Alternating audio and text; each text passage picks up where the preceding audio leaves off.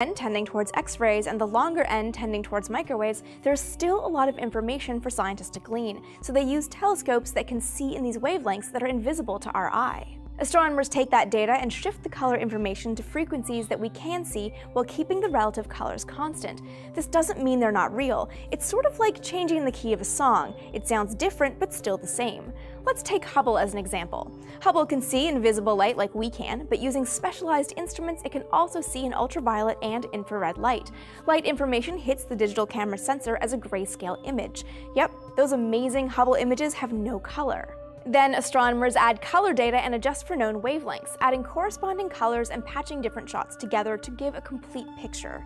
A great example is these two images of the Pillars of Creation, 3 columns of cold gas in the star-forming region of the Eagle Nebula. The one on the left is seen in visible light and the one on the right is seen in infrared light. Looking in the infrared, Hubble can see through the gas and dust that blocks our vision to show the stars forming inside the pillars. So space sort of looks like both of these images, but it also doesn't. It takes processing and adding color data to get this kind of rich detail. But there's another type of space image, the artist's rendering. These are some of the most exciting images and also the ones that demand the most guesswork.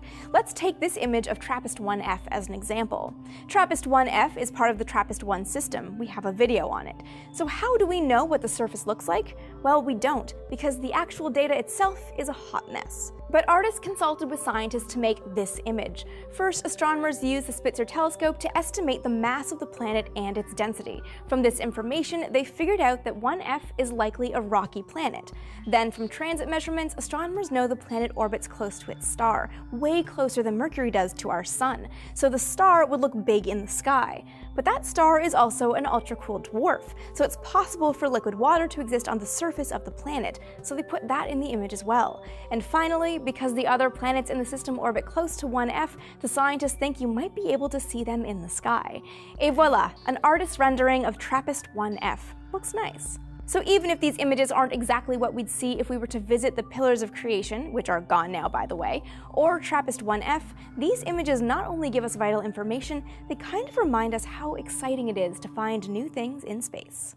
We can't do Secret episodes without our sponsors. Thanks to Graze for sponsoring this episode. Graze makes snacking exciting by combining wholesome ingredients with flavors we all love to create over 100 nutritionist-approved snacks. Go to Graze.com and enter the promo code SEEKER to get a free sampler box delivered to your home or work. So what's your favorite fake space image that